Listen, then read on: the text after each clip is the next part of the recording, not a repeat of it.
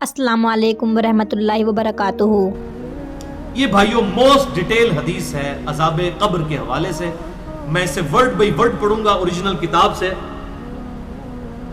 सुनन अबी दाऊद में 4753 है, मुस्नद इमाम अहमद में जिल्द 4 सफ़ा 287 पर 18557 है, और अल मुस्तदरक लिल हाकिम में 107 नंबर हदीस है, मिशकात में 1630 नंबर है।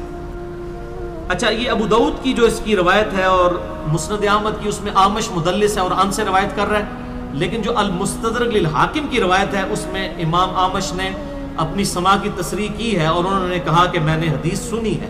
अन से रवायत नहीं की बल्कि उन्होंने हद्दसना से की है। अल मुस्तदरक लिल हाकिम 107 नंबर हदीस मैं वो पढ़ने लगा हूं वर्ड बाई वर्ड, ताकि इसका सोजो गुदास जो है वो कायम रहे। बरा बिन आजिब रज़ियल्लाहु ताला अन्हु बयान करते हैं कि हम रसूलुल्लाह सल्लल्लाहु अलैहि वसल्लम की मायत में एक अंसारी शख्स के जनाजे में शरीक हुए। हम कब्र तक पहुंच गए, अभी उसकी लहद तैयार नहीं हुई थी कि रसूलुल्लाह सल्लल्लाहु अलैहि वसल्लम हमारे पास बैठ गए। हम भी आप सल्लल्लाहु अलैहि वसल्लम के गिर्द बैठ गए, इस हाल में गोया हमारे सरों पर परिंदे हैं, यानी फुल अटेंटिव होकर आप सल्लल्लाहु अलैहि वसल्लम के साथ हम बैठ गए। आपके मुबारक हाथों में एक लकड़ी थी जिससे आप जमीन कुरेद रहे थे। आप सल्लल्लाहु अलैहि वसल्लम ने सर मुबारक ऊपर उठाया और फरमाया, अज़ाबे कब्र से अल्लाह की पनाह तलब किया करो। आपने 3 बार ये बात इरशाद फरमाई। फिर आप सल्लल्लाहु अलैहि वसल्लम ने इरशाद फरमाया, बंदा मुमिन जब दुनिया से राब्ता तोड़कर आखिरत की तरफ मुतवज्जे होता है, यानी जब उसकी मौत का वक्त आता है, तो सूरज की तरह चमकते दमकते सफेद चेहरों वाले फरिश्ते जन्नती खुशबूदार जन्नती कफन लेकर उसके पास आते हैं, हत्ता कि वो हद्दे नजर तक उसके सामने बैठ जाते हैं। फिर मलकुल मौत तशरीफ लाते हैं, हत्ता कि वो उसके सर के पास बैठ जाते हैं। अच्छा, कुरान में भी मलकुल मौत का नाम आया है, सूरह सजदा के अंदर, अहादीस के अंदर भी। अलबत्ता तौरात में इसका नाम इज़राइल भी आया है, और हमारे अहले सुन्नत के जो अव्वलीन मुफस्सिरीन हैं, इमाम तबरी रहमहुल्लाह अल मुतवफ़ा 310 हिजरी, उन्होंने भी ये वर्ड इस्तेमाल किया है। लिहाजा मौत के फरिश्ते को इज़राइल कहना भी जायज़ है हमारे सलफ के यहाँ, क्योंकि आजकल बाद लोग कहते हैं इज़राइल नहीं मलकुल मौत ही कहना चाहिए। इज़राइल का लफ्ज़ भी साबित है। फिर मलकुल मौत तशरीफ लाते हैं, हत्ता कि वो उसके सर के पास बैठ कर कहते हैं, पाकीज़ा रूह, अल्लाह की मग़फ़िरत और उसकी रजामंदी की तरफ चल। वो रूह ऐसे निकलती है जैसे मशकीज़े से पानी का कतरा, बिल्कुल गैर महसूस तरीके से उसकी रूह निकाल ली जाती है। और जब मलकुल मौत उसकी रूह निकालते हैं तो बाकी फरिश्ते उसे आंख झपकने के बराबर भी मलकुल मौत के पास नहीं रहने देते, बल्कि उसे फौरन उसके कफन और उस खुशबू में लपेट देते हैं जो जन्नत से लाई होती है। फिर उस की रूह को लेकर बुलंद होते हैं, और फरिश्तों की जिस जमात के पास से वो गुजरते हैं तो फरिश्ते पूछते हैं कि ये कैसी खुशबू है, तो वो उसके दुनिया के नामों में से बेहतरीन नाम लेकर बताते हैं कि ये फलां बिन फलां की रूह है, हत्ता कि वो उसे आसमान दुनिया तक ले पहुंचते हैं और उसके लिए दरवाजे खोलने की इजाजत तलब करते हैं, तो जन्नत के जो आसमानों के दरवाजे हैं उसके लिए खोल दिए जाते हैं। फिर हर आसमान के मुकर्रब फरिश्ते अगले आसमान तक उसे प्रोटोकॉल देते हुए उस रूह के साथ जाते हैं, हत्ता कि उसे 7वें आसमान तक पहुंचा दिया जाता है। तो अल्लाह ताला फरमाता है, मेरे बंदे का नामा आमाल इल्लियीन में लिख दो, जो सूरतुल मुतफ्फिफीन में आया है। इल्लियीन और सिज्जीन ये 2 मुकामात हैं। ईमान वालों की रूहें जो है इल्लियीन में उनका नामा आमाल लिखा जाता है, और जो मुनाफिकीन हैं मुजरिम हैं सिज्जीन में लिखा जाता है। सूरतुल मुतफ्फिफीन सूरत नंबर 83 है, पारा नंबर 30 के अंदर। और उसे वापस दुनिया की तरफ ले जाओ, क्योंकि मैंने इन्हें इसी दुनिया से पैदा किया और इसी में इन्हें लौटाऊंगा और फिर दोबारा उसी से निकालूंगा। फिर उसकी रूह उसके जिस्म की तरफ लौटा दी जाती है, लेकिन ये लौटना दुनिया का सा लौटना नहीं होगा, यानी वो लौटने के बाद ये नहीं है कि मुर्दा कब्र में वो बैठ जाएगा हमें नजर आएगा। ये सब कुछ बरज़की मामलात होंगे जो मैंने पिछली दफा डिस्कस किए थे सूरह फातिर की आयत नंबर 42 के तहत, कि नींद की हालत में भी इंसान की रूह कब्ज होती है, लेकिन उसको चुटकी काटे तो वो जाग उठता है। रूह का ताल्लुक भी रहता है उस हालत में, बिल्कुल इस तरीके से एक डिफरेंट लाइफ है, बरज़की लाइफ। پھر 2 فرشتے اس کے پاس آتے ہیں یعنی اس کی قبر میں، اسے بٹھا کر پوچھتے ہیں. اب یہ وہ 4 سوال یہاں پر آ رہے ہیں اس ڈیٹیل حدیث میں. پہلا سوال کرتے ہیں تیرا رب کون ہے؟ من ربک؟ وہ کہتا ہے ربی اللہ، میرا رب اللہ ہے. دوسرا سوال پوچھتے ہیں تیرا دین کیا ہے؟ ما دینک، تیرا دین کیا ہے؟ تو وہ کہتا ہے میرا دین اسلام ہے. پھر پوچھتے ہیں کہ وہ آدمی جو تم میں مبعوث کیے گئے وہ کون ہے؟ اب یہاں پر وہ ڈیٹیل آئی، الذی بعث فیکم، وہ شخص جو تم میں مبعوث کیا گیا تھا وہ کون تھا؟ تو یہ جو کہتے ہیں نا قبر میں آپ صلی اللہ علیہ وسلم آ جاتے ہیں، تو کہ کسی حدیث میں بھی نہیں ہے. اس میں ڈیٹیل آ گئی کہ اس سے پوچھا جاتا ہے جو شخص تم میں پیغمبر بنا کر بھیجا گیا وہ کون تھا؟ تو وہ کہتا ہے ہوا محمد رسول اللہ، وہ اللہ کے رسول محمد صلی اللہ علیہ وسلم. مسئلہ حاضر و ناظر میرا ریکارڈ ہے، مسئلہ نمبر 7، جس میں نے یہ تمام شبہات کلیئر کی ہیں. یہ 3 سوالوں کے بعد اچھا جامعہ ترمذی میں ایک حدیث ہے 3120، اس میں الفاظ ہیں کہ وہ پوچھتے ہیں من نبیو کا، تیرا نبی کون ہے؟ اس میں تو ہے نا کہ اس شخص کے بارے میں تیرا کیا عقیدہ ہے، اس میں من نبیو کا الفاظ ہے. جامعہ ترمذی 3120. اچھا اللہ کا شکر ہے کہ یہ نہیں پوچھتے تیرا فرقہ کون سا ہے، تو کس امام کی تقلید کرتا تھا، کیڑی مسیدی تو نماز پڑھتا سا ہے. دیکھ لو کوئی چیز نہیں، تیرا رب کون ہے، تیرا دین اور نبی صلی اللہ علیہ وسلم. تو دنیا میں بھی ہم یہی کہتے ہیں اللہ رسول قرآن، یہی بات ہے. تو قبر کے اندر جا کر بھی یہی سوال ہے. اب وہ جب 3 سوالوں کے جواب دیتا ہے تو فرشتے 4تھا سوال اس سے پوچھتے ہیں، جو میں نے قبر کا 4تھا سوال، مسئلہ نمبر 78، تمہیں کیسے پتا چلا، ان 3 سوالوں کے جواب تمہیں کیسے آئے؟ وہ کہتا ہے میں نے اللہ کی کتاب پڑھی تھی، میں اس کتاب پر ایمان لایا اور میں نے اس کے حق ہونے کی تصدیق کی. اللہ کی کتاب پڑھی ہوگی تو تصدیق کرے گا نا. اگر سنا کے سنی ہوگا تو کیا تصدیق کرے گا؟ ہاں پڑھا کے سنی ہوگا تو تصدیق کر دے گا.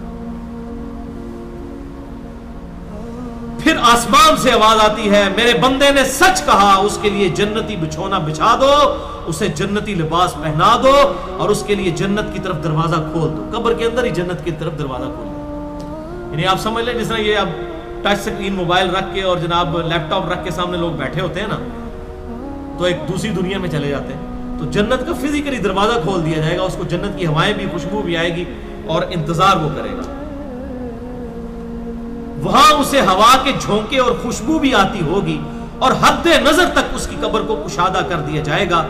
خوبصورت چہرے، خوبصورت لباس اور بہترین خوشبو والا ایک شخص اس کے پاس قبر میں آئے گا اور کہے گا اس چیز سے خوش ہو جا جو چیز تجھے خوش کر دے، یہ وہ دن ہے جس کا تجھ سے وعدہ کیا جاتا تھا. وہ شخص پوچھے گا کہ اے شخص تو کون ہے، تیرا چہرہ بھلائی لانے والا چہرہ ہے. وہ جواب دے گا میں تیرا عمل صالح ہوں. یعنی نیک اعمال ایک خوبصورت انسان کی شکل میں اس کی قبر میں آ جائیں گے. تو پھر وہ شخص کہے گا اے اللہ، اے میرے رب، جلدی کر، فوراً قیامت قائم فرما دے حتیٰ کہ میں اپنے اہل و عیال کی طرف چلا جاؤں. یعنی مومن کہے گا اللہ جلدی جلدی قیامت آئے، مجھے تو اینڈ رزلٹ نظر آ رہا ہے، مجھ سے انتظار نہیں ہوتا، فوراً قیامت آ جائے. ابھی سائملٹینیس کنٹراسٹ آنے والا ہے اس کا. جب کافر اور مجرم شخص دنیا سے جاتا ہے تو آپ صلی اللہ علیہ وسلم نے فرمایا سیاہ چہروں والے فرشتے بالوں سے بنا ہوا ایک کمبل لے کر آسمان سے نازل ہوتے ہیں اور حد نظر فاصلے تک اس کے سامنے بیٹھ جاتے ہیں. پھر ملک الموت، موت کا فرشتہ آتا ہے حتیٰ کہ اس کے سر کے پاس بیٹھ جاتا ہے اور کہتا ہے خبیث روح اللہ کی ناراضگی کی طرف چل. وہ روح اس کے جسم میں پھیل جاتی ہے تو وہ ملک الموت اس طرح اسے کھینچتا ہے جیسے لوہے کی سلاخ کو گیلے اون میں سے کھینچا جاتا ہے، چھس کر کے. گرم سلاخ جو ہے وہ اونی کپڑے کے اندر، گیلے کے اندر ڈال کے یوں کھینچی جائے نا، تو اس طرح اس کے پورے جسم سے اس کی روح نکالی جاتی ہے. پھر ملک الموت سے باقی فرشتے اس کی روح کو لے کر پلک جھپکنے کے برابر بھی وہاں نہیں رہنے دیتے حتیٰ کہ وہ اسے بالوں سے بنے ہوئے کمبل میں لپیٹ لیتے ہیں اور اس سے زمین کے مردار سے نکلنے والی انتہائی بری بدبو نکلتی ہے. وہ اسے لے کر اوپر چڑھتے ہیں تو وہ فرشتوں کی جس جماعت کے پاس سے گزرتے ہیں تو فرشتوں کی جماعتیں کہتی ہیں کیسی خبیث روح ہے. وہ کہتے ہیں یہ فلاں بن فلاں کی روح ہے اور وہ اس کی دنیا کا انتہائی کبھی نام لے کر بتاتے ہیں حتیٰ کہ اسے آسمانی دنیا تک لے جایا جاتا ہے. اس کے لیے دروازے کھولنے کے لیے درخواست کی جاتی ہے تو آسمان کے دروازے اس کے لیے نہیں کھولے جاتے۔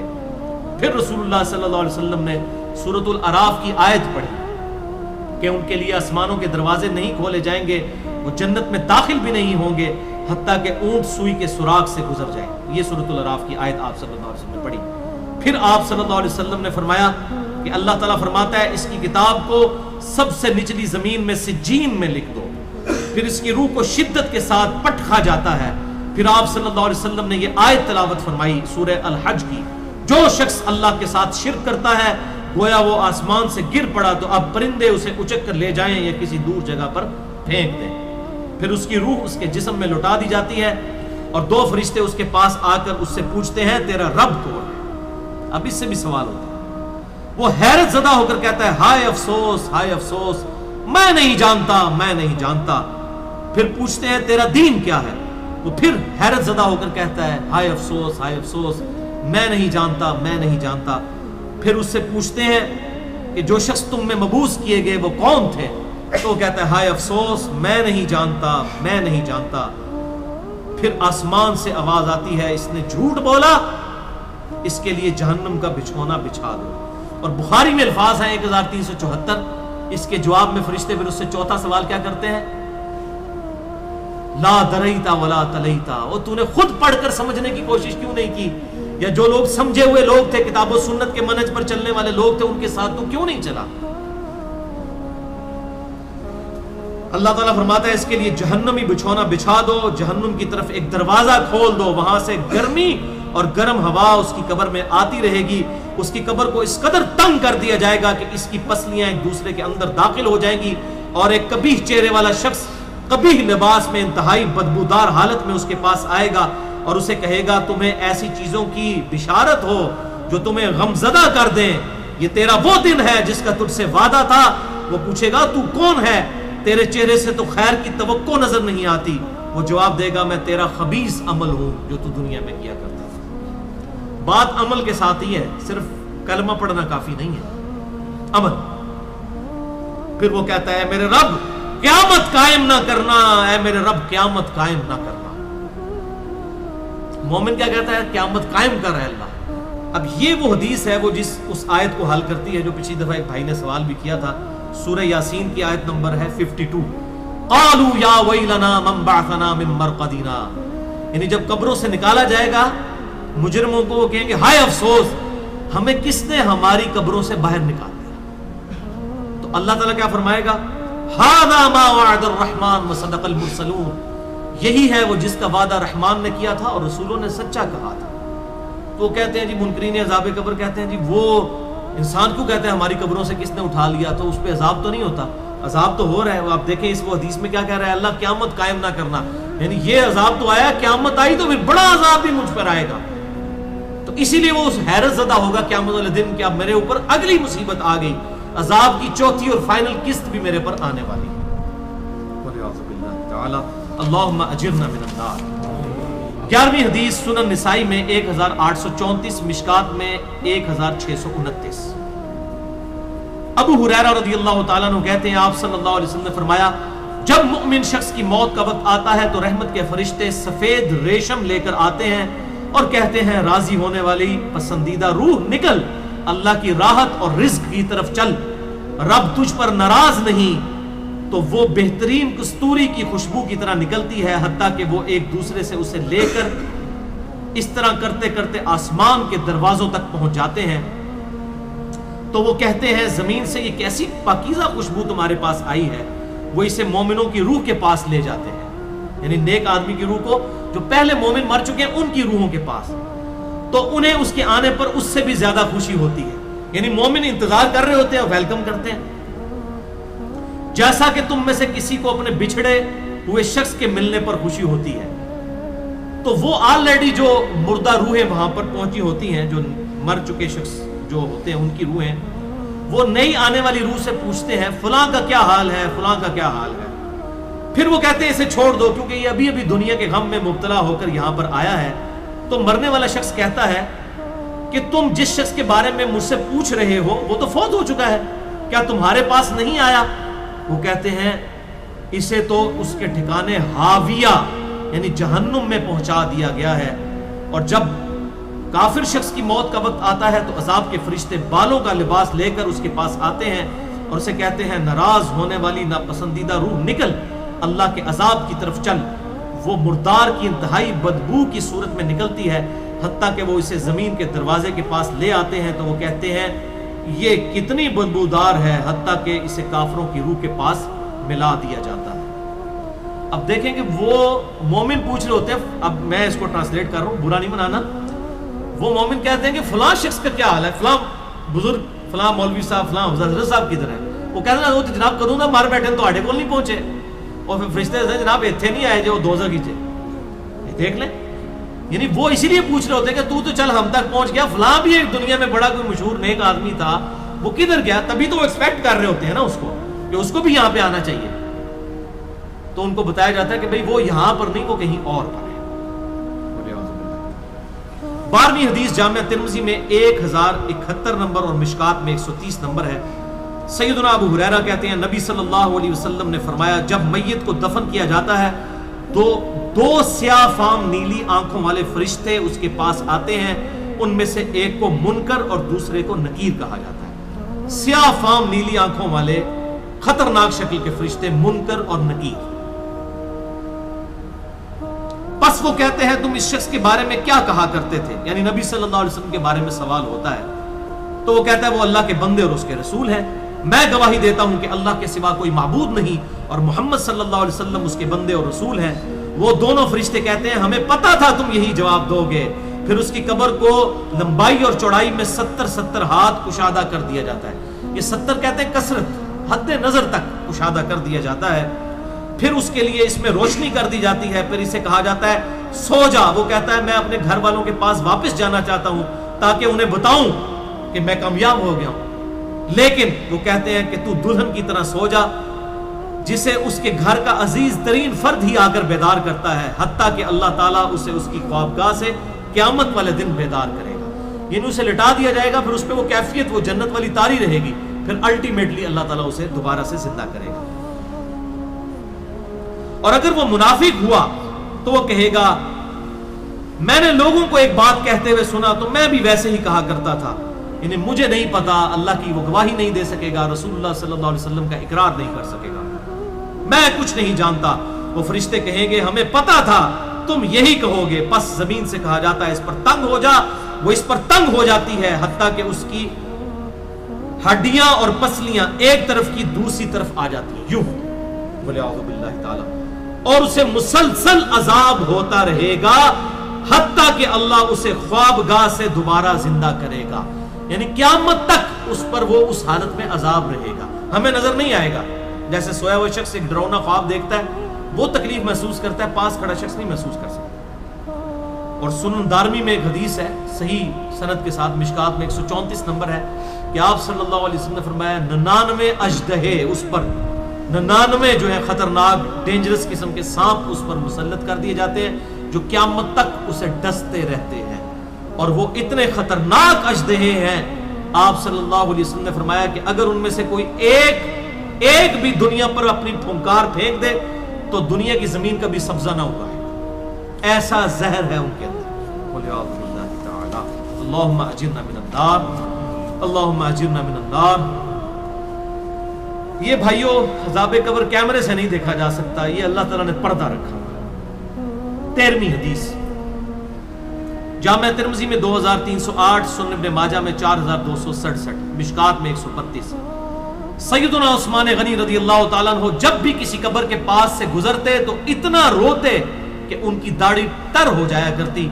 ساتھیوں نے پوچھا حضرت جب دوزخ کا ذکر کرتے ہیں اس وقت تو آپ کی آنکھوں میں آنسو نہیں آتے، لیکن قبرستان آ کر آپ پر ایسی حالت کیوں طاری ہو جاتی ہے؟ تو سیدنا عثمان نے فرمایا کہ میں نے اپنے محبوب صلی اللہ علیہ وسلم سے سنا کہ بے شک قبر آخرت کی منزلوں میں سے پہلی منزل ہے، جو اس میں بچ گیا اگلی منزلیں اس کے لیے آسان ہوتی چلی جائیں گی، اور جسے یہاں پر مشکل درپیش ہوئی اس کی اگلی منزلیں اس سے بھی مشکل در مشکل ہوتی چلی جائیں گی۔ پھر آپ صلی اللہ علیہ وسلم نے فرمایا میں نے قبر سے زیادہ سخت اور برا منظر کبھی نہیں دیکھا۔ تو یہ حضرت عثمان غنی رضی اللہ تعالیٰ عنہ کی وہاں پر یہ حالت ہوتی تھی، اور اس میں کیا الفاظ ہے؟ قبر آخرت کی منزلوں میں سے پہلی منزل ہے۔ لہذا یہ پرفیکٹ دعا ہے، اللہم ربنا آتینا فی الدنیا حسنہ وفی الآخرۃ حسنہ وقنا عذاب النار۔ یہ مولویوں نے جو اپنے بیچ میں جو ہے وہ انجینئرنگ کرنے کی کوشش کی ہے، وقنا عذاب القبری، وقنا عذاب الحشری، یہ جو بدعت داخل کی ہے، اس کی ضرورت ہی نہیں ہے، کیونکہ عذاب قبر بھی اس میں داخل ہے۔ اس میں الفاظ آپ نے دیکھ لیے کیا ہے، قبر آخرت کی منزلوں میں سے پہلی منزل ہے، تو وقنا عذاب القبری وقنا عذاب الحشری کہنے کی ضرورت ہی نہیں ہے۔ ربنا آتینا فی الدنیا حسنہ وفی الآخرۃ حسنۃ وقنا عذاب النار۔ تو اس سے یہ بھی بات پتہ چل گئی کہ قبرستان جانے کا مقصد ہے آخرت کی یاد، جو صحیح مسلم میں حدیث ہے 2259 کہ قبروں پہ جایا کرو تاکہ آخرت کی یاد آئے۔ تو سیدنا عثمان بھی دیکھیں قبرستان جا کر وہاں پر آخرت کی یاد کے لیے جایا کرتے تھے، اور یہ حقیقت بات ہے، قبرستان جانے سے ہی انسان کا قبلہ درست ہوتا ہے۔